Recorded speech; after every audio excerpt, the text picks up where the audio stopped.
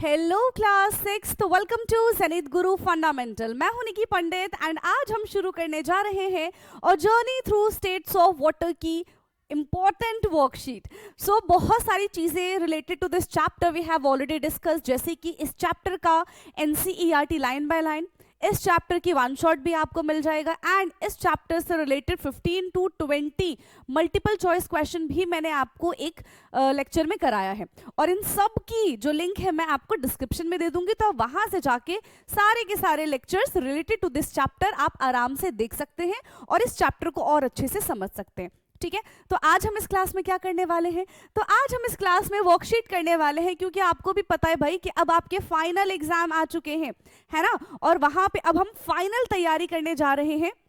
तो ओवरऑल इस चैप्टर में से जितनी भी इंपॉर्टेंट चीजें हैं उसको हम आज सॉल्व करेंगे। किस किस के फॉर्म में क्वेश्चन रहने वाला है, मल्टीपल चॉइस क्वेश्चन रहेंगे, असर्शन रीजन रहेंगे, फिल इन द ब्लैंक्स रहेंगे, ट्रू फॉल्स रहेंगे एंड कुछ क्वेश्चन आंसर रहेंगे। ठीक है, तो ऑलमोस्ट 14 क्वेश्चन है आज की क्लास के लिए एंड लेट्स सी कि आउट ऑफ 14 क्वेश्चन आप कितने क्वेश्चन का आंसर खुद से कर पाते हैं। ओके, तो करें शुरू एंड आई होप कि ऑडियो एंड वीडियो एकदम प्रॉपर होगा। ठीक है, बाकी कोई दिक्कत होगी तो आप कॉमेंट कर देना। चलिए, सबसे पहले क्वेश्चन के बारे में हम बात करते हैं। क्वेश्चन नंबर 1 जो है हमारा, ठीक है, विजिबल है, यस। चलिए, क्वेश्चन 1 है, why does air containing water vapour go up in the atmosphere. ठीक है, तो हमारे एटमॉस्फेयर में जो एयर है, ठीक है, आप सबको पता है कि भाई हमारा जो एनवायरनमेंट है, हमारा जो एटमॉस्फेयर है, उसमें वाटर प्रेजेंट है, वाटर के ड्रॉपलेट्स प्रेजेंट है, जिसको हम वाटर वेपर कहते हैं। तो वो हमेशा ऊपर की साइड जाता है। ऐसा क्यों होता है भाई, वो हमेशा ऊपर की साइड ही क्यों जाता है, वो नीचे की साइड क्यों नहीं जाता? रीजन क्या है? Water vapour is lighter than air, water is heavier than air due to the presence of other gas and due to precipitation. तो देखो, जो वाटर के वेपर है वो ऊपर की साइड क्यों जाते हैं? अब देखो, कोई भी चीज अगर भारी होगी तो वो कहाँ जाएगी? वो नीचे की साइड आएगी, और कोई भी चीज अगर हल्की होगी तो वो कहाँ पे जाएगी? वो ऊपर की साइड जाएगी, है ना। तो ये ऊपर की साइड जा रही है, दैट मीन्स हल्की होगी कि भारी होगी? Of course it is lighter than air. ये हमारे एयर के मुकाबले में कैसी होती है? लाइटर होती है, that's why it rises up. इसी वजह से ये ऊपर की डायरेक्शन में जाती है। So which option is correct for question number 1? Yes, कौन सा ऑप्शन हमारा करेक्ट हो जाएगा यहाँ पे? So that is option A. क्या है option A? Water vapour is lighter than air. ठीक है, इस वजह से वाटर वेपर हमेशा ऊपर की तरफ मूव करती रहती है। Clear? Now move to next question, question number 2। What do you feel after you start sweating? जब ऐसे पसीना आने लगता है ना, तो आपको क्या फील होता है? सोचना जरा, बताओ क्या फील होता है? Feel cooler due to evaporation of water droplet, feel warmer due to condensation of water droplet, feel cold due to freezing of water droplet and feel warmer due to evaporation of water droplet. Yes, तो देखो, जब भी, अभी तो खैर अब गर्मी ही आ गई है ना, तो अब क्या होता है कि जब आप बहुत सारा एक्सरसाइज कर लोगे या फिर बहुत ज्यादा आप खेल कूद कर लेते हो तो आपको पसीना आना शुरू हो जाता है। ठीक है, तो वो पसीना जब आता है तो उसके बाद आपको कैसा फील होता है? उसके बाद ना थोड़ी सी भी कहीं से हवा आ जाए ना तो वी फील मोर कूलर, हमें और अच्छा लगने लग जाता है, हमको थोड़ी सी ठंड लगने लग जाती है। तो ऐसा क्यों होता है? क्योंकि देखो, जो पसीना है, जो स्वेट है, जो हमारी बॉडी से चिपका हुआ है, वो आसपास के एटमॉस्फेयर से हीट को लेके इवापोरेट हो जाएगा एंड इवापोरेशन कॉज कूलिंग। ये हमने चैप्टर में भी पढ़ा था, याद रखना, evaporation always always always cause cooling. तो इसी वजह से जब हमें पसीना आता है, ठीक है, और हल्की सी भी हवा चलती है तो हमें बहुत ठंडा ठंडा फील होता है। Clear? The reason is evaporation. So for this question, question number 2, which option is correct? Yes, so we feel colder due to the evaporation of the water droplets. Question number 2 का option A हमारा यहाँ पे एकदम correct हो जाएगा। Now next question is question number 3. The glasses of spectacles become foggy when we breathe out on them and what is the reason? चलो, तो भाई देखो, जो बच्चे स्पेक्स पहनते हैं ना, उन्होंने बहुत ये चीज फील की होगी, और खास करके ना ठंड के टाइम पे क्या होता है, जब भी आप ऐसे गर्म पानी या फिर चाय पीते हो तो क्या होता है कि कुछ टाइम के बाद आपके स्पेक्स के जो ग्लासेस होते हैं ना, उसमें पूरा वो फॉगी फॉगी हो जाता है ना। तो क्या रीजन है, वो क्यों इतना फॉगी फॉगी हो जाता है? ऐसा नहीं कि वो परमानेंट हो जाता है, कुछ टाइम के बाद वो ठीक भी हो जाता है ना। तो ऐसा क्यों होता है? Yes, because water droplet from our mouth evaporate on the glass. Water vapor from the mouth get condensed on the glass, water from the atmosphere freezes on the glass, and water from the atmosphere turn into water vapor. देखो होता क्या कि मैंने क्या कहा कि ये ज्यादातर आपको कब देखने के लिए मिलता है, थोड़े से ठंड के टाइम पे देखने के लिए मिलता है, ठीक है। तो उस वक्त हमारा जो एटमॉस्फेयर है वो कैसा है, ठंडा है, बिल्कुल ठंडा है, और हमारी चाय या फिर हमारा जो पानी है वो कैसा है, गर्म है। अब उसके वेपर्स बाहर निकल रहे, तो जैसे उसके वेपर बाहर निकलेंगे, बाहर का तो एटमॉस्फेयर कैसा हो जाएगा, ठंडा है, तो उसकी वजह से वो जो वेपर है वो कंडेंस होना शुरू हो जाएंगे, और कंडेंस होके वो हमको ग्लास पे नजर आते हैं, ठीक है। सो यहाँ पे कौन सा प्रोसेस लगने वाला है, यहाँ पे कंडेंसेशन का प्रोसेस लगेगा, ठीक। सो क्या हो जाएगा, water vapour from our mouth get condense on the glass, ठीक है।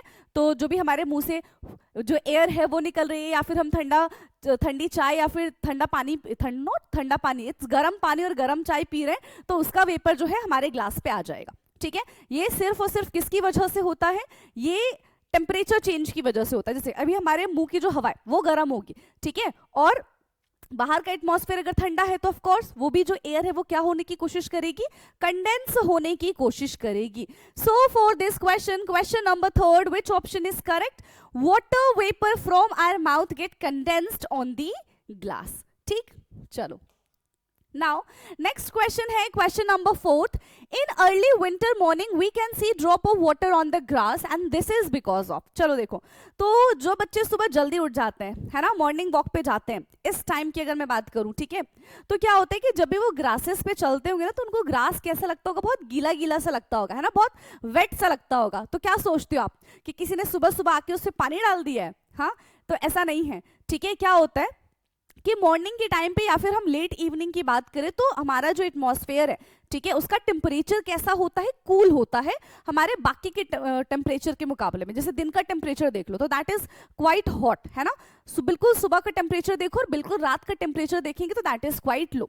तो यहाँ पे क्या होता है, जो हमारे एटमॉस्फेयर में वाटर वेपर प्रेजेंट है दे कंडेंस, ठीक है, ड्यू टू डिफरेंट टेम्परेचर, उनका कंडेंसेशन हो जाता है, जिस वजह से जो गैसेस हैं वो लिक्विड में कन्वर्ट हो जाते हैं और ग्रासेस पे हमको वो लिक्विड, ठीक है, वो ड्रॉप्स नजर आते हैं, राइट।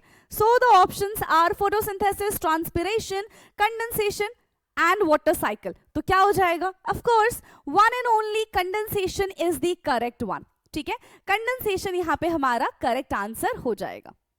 Now, next question है, why do we feel a cooling effect when we rub sanitizer on our hand?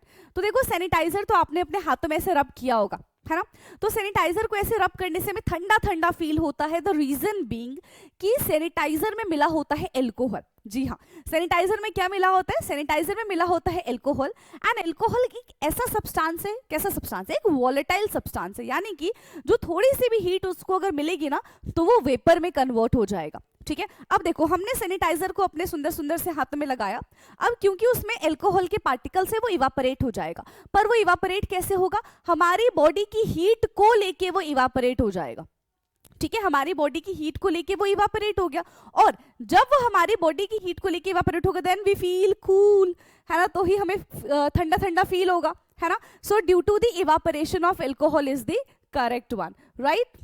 क्या हो जाएगा, क्वेश्चन नंबर 5 का ऑप्शन बी हमारा करेक्ट होगा, ठीक है।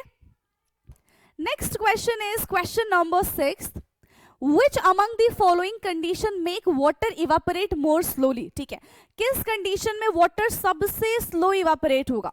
सो हमने ना फैक्टर्स ऑफ इवापोरेशन पढ़ा था, है ना, कौन कौन से फैक्टर होते हैं, सरफेस एरिया है, टेम्परेचर है, विंड है एंड ह्यूमिडिटी है, ठीक है। So evaporation is directly proportional to temperature, directly proportional to wind speed, directly proportional to surface area, but inversely proportional to humidity. जितनी ज्यादा ह्यूमिडिटी होगी उतना कम इवापोरेशन होगा, जितनी कम ह्यूमिडिटी होगी उतना ज्यादा इवापोरेशन होगा, ठीक है। सो ऑप्शंस है windy weather, high temperature, high humidity and low humidity. तो क्या कहा, जितना ज्यादा ह्यूमिडिटी होगा उतना कम इवापोरेशन होगा। सो यहाँ पे क्या हो जाएगा, हाई ह्यूमिडिटी की वजह से इवापोरेशन जो है वो स्लो हो जाएगा, ठीक। नेक्स्ट, अब देखो यहाँ पे हमारा असर्शन रीजन का क्वेश्चन आ गया.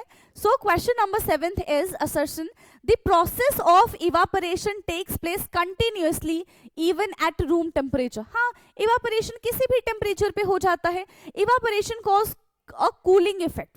क्या इवापोरेशन कूलिंग इफेक्ट देता है?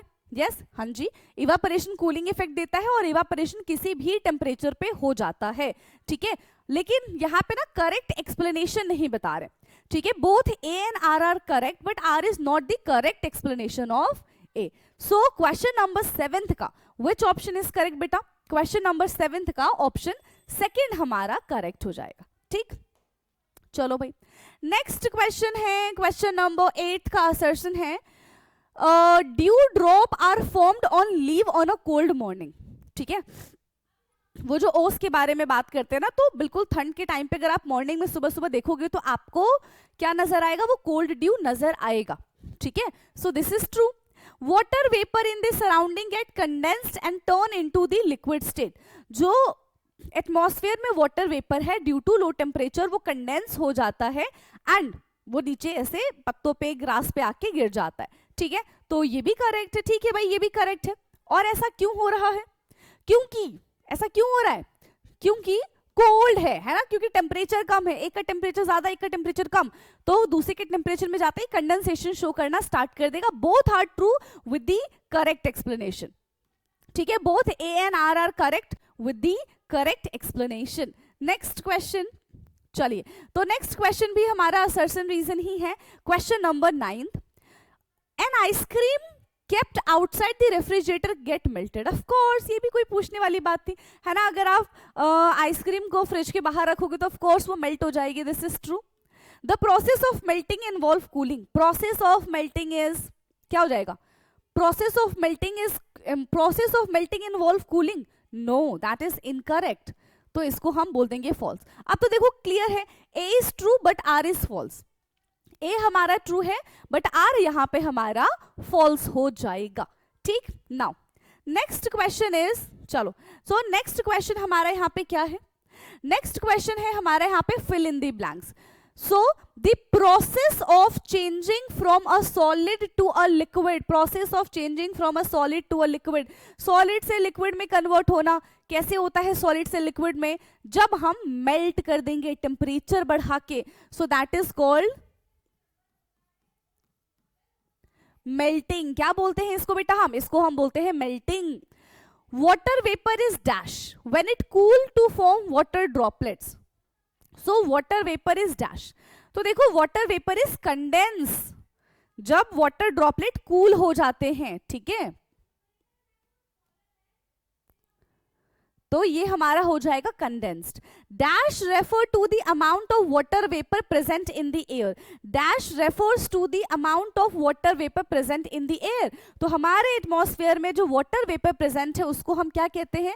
दैट इज कॉल्ड ह्यूमिडिटी, है ना. उसको हम क्या कहते हैं? उमस, ह्यूमिडिटी कहते हैं. Ice is the dash state of water. कौन सा स्टेट है भाई? सॉलिड स्टेट है ना.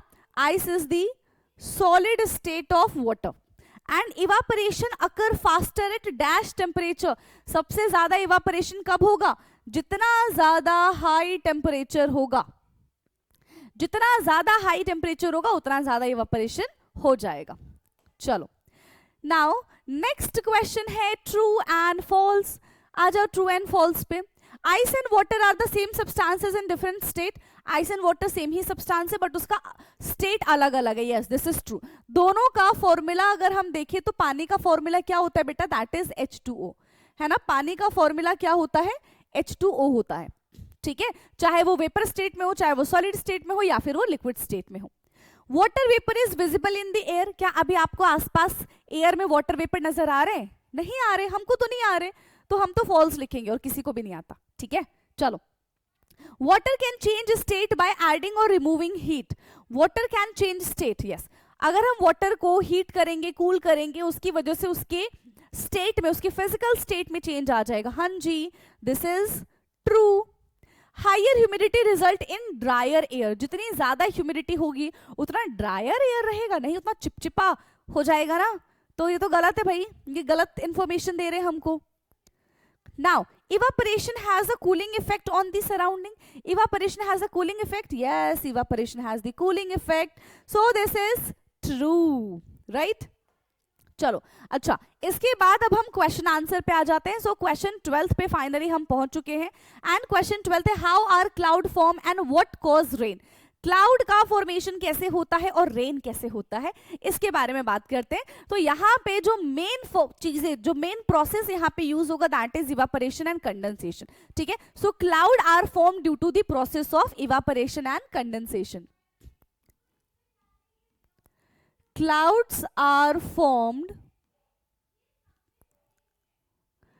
due to the process of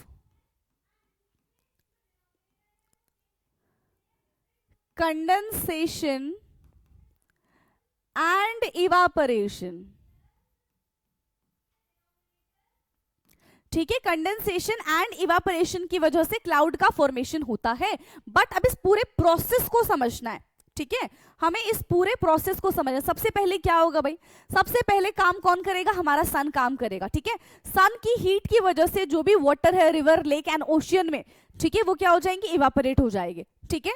so the sun heats the water, the sun heats the water in river, lakes, ocean. हर जगह का पानी क्या कर देगा, गर्म कर देगा, जिसकी वजह से क्या होगा, water change into water vapour. ठीक है, water change into water vapour. और जैसे ही ये वाटर वेपर बनेगा, ये ऊपर की तरफ मूव करना शुरू कर देगा. ठीक है, and rises into the air, and rises into the air.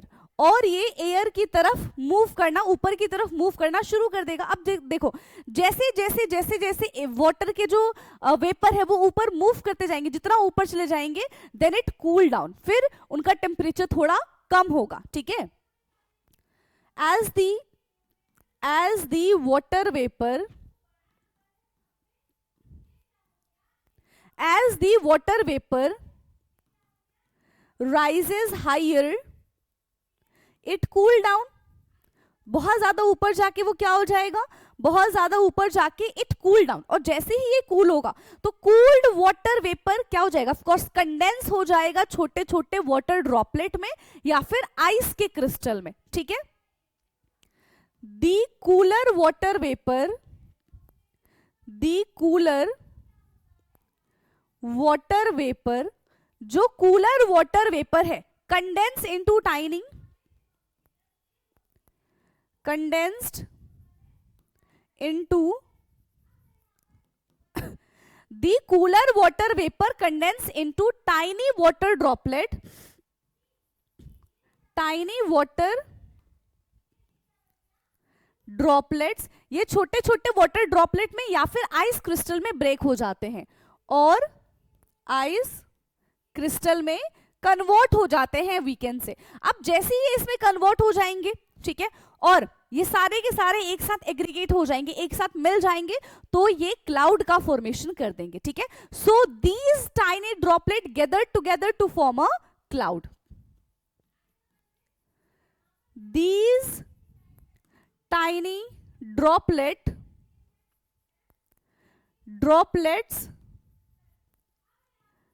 Gather to नहीं ड्रॉपलेट्स क्या हो जाएंगे, these tiny droplets gather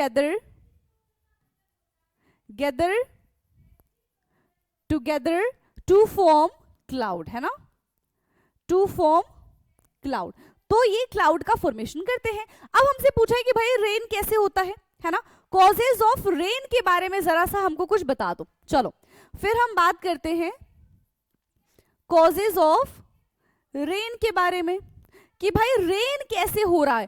तो जब ज्यादा से ज्यादा वाटर के ड्रॉपलेट्स, ठीक है, जब ज्यादा से ज्यादा वाटर के ड्रॉपलेट्स एक साथ आएंगे लार्ज क्वांटिटी में, तो वो क्या बनाएंगे, क्लाउड बनाएंगे. क्लाउड जब हेवी हो जाएगा, ठीक है, तो उसकी वजह से क्या हो जाएगा, they fall to the ground in the form of rain, hail and snow. ठीक है, इस फॉर्म में वो नीचे आके बरस जाएंगे and the whole process is called the water cycle. तो अगर क्वेश्चन वाटर साइकिल का भी आता है ना आपके पास, तो सेम आंसर लिख कर आना है, ये मत बोलना कि मैम ने वाटर साइकिल तो कराया नहीं है। ठीक है, तो एक ही क्वेश्चन अलग अलग तरीके से पूछा जा सकता है, बट आंसर एक ही रहने वाला है। ठीक है, so when more and more droplets comes together, ठीक है, when more and more droplets come together they become large and heavier, they become large and heavier, large हो जाता है, heavy हो जाता है, and when they become heavy they stay in the air। ठीक है, नहीं, they become heavy तो क्या हो जाता है, स्टे थोड़ी करेंगे, तब तो फॉल डाउन हो जाएंगे ग्राउंड में। ठीक है, when they become too heavy, when they become too heavy, जब ये बहुत ज्यादा भारी हो जाते हैं, ठीक है, they fall to the ground, they fall to the ground as rain, तो वो रेन की फॉर्म में नीचे आ जाते हैं। ठीक है, किसकी फॉर्म में नीचे आ जाते हैं बेटा, तब वो रेन की फॉर्म में नीचे आ जाते हैं। ठीक, दिख गया answer, and the whole process is known as water cycle. The whole process is known as water cycle। इस पूरे प्रोसेस को हम क्या कहते हैं, इस पूरे प्रोसेस को हम वाटर साइकिल कहते हैं। क्या मेरी बात इतनी समझ में आई है? चलो फटाफट से इसका स्क्रीनशॉट लो, फिर हम चलेंगे अपने नेक्स्ट क्वेश्चन की तरफ। चलिए भाई, अब आ जाते हैं अपने नेक्स्ट क्वेश्चन की तरफ। Question number 13, define the term condensation. Condensation play a significant role in the process of bringing evaporated water back to the earth surface. How does this happen? Okay, तो सबसे पहले कंडेंसेशन समझो। Condensation क्या होता है? Water vapour जब liquid में convert हो जाता है, दैट इज कॉल्ड कंडेंसेशन। ठीक है, क्या होता है कंडेंसेशन? कंडेंसेशन क्या होता है बेटा? Condensation, yes, process by which water vapour change into liquid. Process by which water vapour converted, process by which water vapor converted into liquid। ठीक है, process by which water vapour converted into liquid. Now the role of condensation in bringing water back to the earth. तो condensation का क्या role है? Yes, अभी देखो, अभी मैंने ना आपको पूरा वाटर साइकिल समझाया था, तो ये आंसर भी हमारा उसी से रिलेटेड है। ठीक है, रोल ऑफ कंडेंसेशन, ठीक है, role of condensation to bring back water to the earth। तो कौन सा प्रोसेस यहां पे बेटा यूज किया जाएगा? Yes, which process is used here? सबसे पहला क्या होता है? सबसे पहला जो सन है वो क्या करेगा? सारी चीजों को हीट करेगा, हीट करके उसको पूरे के पूरे वाटर को इवापोरेट कर देगा। उसके बाद वाटर जो है वो वेपर बन के ऊपर चला जाएगा, जिसकी वजह से वो फिर ऊपर जाएगा तो वो कंडेंस हो जाएगा एंड छोटे छोटे वाटर के ड्रॉपलेट्स बनाएगा। वाटर के ड्रॉपलेट्स जब गैदर हो जाएंगे they form cloud, cloud heavy हो जाएगा, देन दे प्रेसिपिटेट एंड वापस से हमारे ओशियन, लेक, रिवर, इन सब में पानी आ जाएगा। तो अगेन यहाँ पे देखो दूसरे तरीके से क्वेश्चन पूछा है। ठीक है, यहाँ पे दूसरे तरीके से क्वेश्चन पूछा है, but the representation is again same. तो इस चीज का आपको ध्यान देना है। ठीक है, चलो, so water from ocean, lake and river heats up and evaporated, ठीक है, हीट अप हो जाता है and it evaporated into the atmosphere as vapour rises up, ठीक है, जैसे जैसे वेपर ऊपर की तरफ जाता है द टेम्परेचर डिक्रीज, तो टेम्परेचर क्या हो जाएगा, टेम्परेचर डिक्रीज हो जाएगा and the vapour cool and condense into the tiny water droplet and the vapour cools and condense into tiny water droplets, ठीक है, टाइनी वाटर ड्रॉपलेट्स में कन्वर्ट हो जाते हैं, ठीक है, and when these tiny water droplets and when these tiny water droplets and when these tiny water droplets gather together, they form cloud and when cloud become heavy and when cloud become heavy, जब यही cloud heavy हो जाते हैं, they precipitate,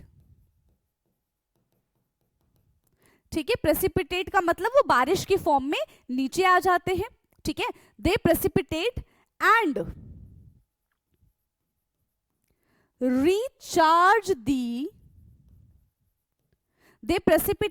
recharge the lake, ocean and rivers, और ये ocean, lake and reverse को वापस से रिचार्ज कर देते हैं। क्या इतना क्लियर है?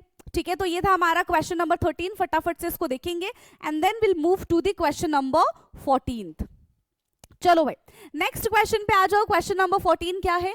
Which of the two, water in the earthen pot और water in the stainless steel pot, give cold water after being left for some time? Yes, मटके का पानी या फिर आपने एक स्टील के बर्तन में पानी रखा है, कौन सा पानी ज्यादा जल्दी ठंडा हो जाएगा या फिर ठंडा? ऑफ कोर्स ठंडा ही होगा, ठीक है, और ऐसा क्यों है? यस, ऐसा क्यों है? तो देखो आपको ही पता है कि जो मटके का पानी होता है ना, वो पानी को ठंडा कर देगा, जबकि जो स्टील के बर्तन में हम पानी रखेंगे वो एज इट इज वैसा का वैसा ही रहेगा, वो ठंडा नहीं होगा। What is the reason? Reason ये है कि मटका जो है वो इवापोरेशन करता है एंड इवापोरेशन कॉज कूलिंग, जबकि स्टील के बर्तन ऐसा कुछ भी नहीं करते। क्यों नहीं करते? क्योंकि मटके में छोटे छोटे पोर्स होते हैं जिसकी वजह से evaporation is possible, but still में ऐसा कुछ भी नहीं होता है, ठीक है। So this is because of the earthen pot, ठीक है। किसमें पानी ठंडा होगा? अर्दन पॉट में पानी ठंडा हो जाएगा, ठीक है। So water in earthen pot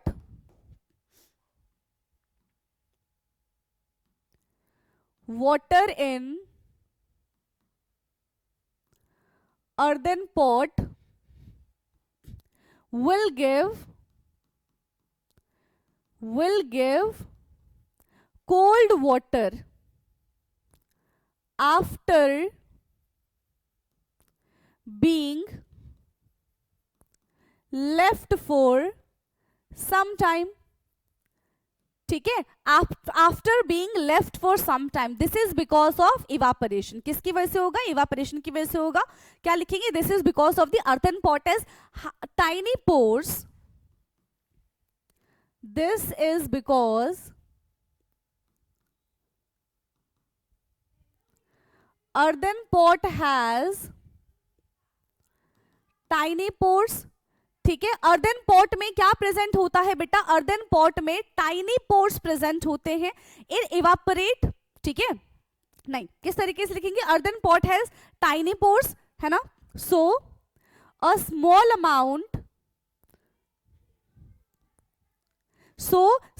amount of water seep out, ठीक है। उस छोटे छोटे पोर्स से ना पानी बाहर आने की कोशिश करते हैं। वाटर सीप्स आउट, है ना, बाहर आने की कोशिश करेंगे थ्रू दीज पोर्स,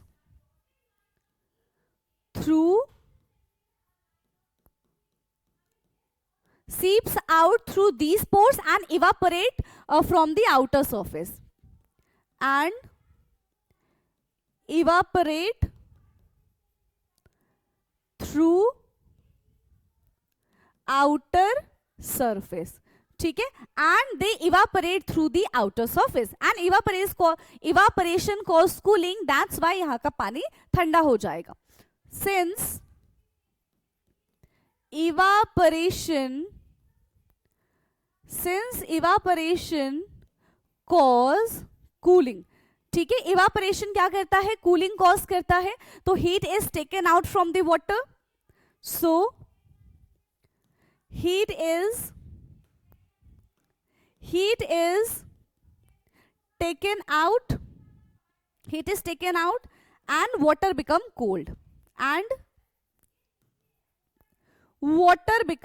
और पानी जो है वो कैसा हो जाएगा, ठंडा हो जाएगा. बट इन स्टेनलेस स्टील, ठीक है, does not have any pores. A stainless steel does not have any pores, इनके पास किसी भी टाइप का पोर्स प्रेजेंट नहीं होता. So they do not form evaporation और they do not show evaporation, ठीक है. So they do not show evaporation, ये इवापोरेशन शो नहीं कर सकते. हेंस water remain same, तो वाटर एज इट इज ही रह जाएगा, वाटर ठंडा नहीं होगा, ठीक है. So this is the answer. फटाफट से इसका स्क्रीनशॉट लेंगे एंड फाइनली हमने इस वर्कशीट को कर दी है कंप्लीट. तो आप अब मुझे कमेंट करके बताएंगे कि आउट ऑफ 14 क्वेश्चन बेटा आप खुद से कितने क्वेश्चन का आंसर कर पाए हैं, ठीक है, और कौन सा क्वेश्चन आपको समझ में आया है, कौन सा क्वेश्चन आपको समझ में नहीं आया. ये सारी चीजें आप मुझे कमेंट करके बताएंगे एंड आपके स्कूल में किस टाइप का पैटर्न फॉलो होता है ये भी आप मुझे कमेंट करके बता देना, ठीक है. चलो, तो अब हमारी मुलाकात होगी अपने नेक्स्ट क्लास में. तब तक के लिए पढ़ते रहिए. Thank you so much.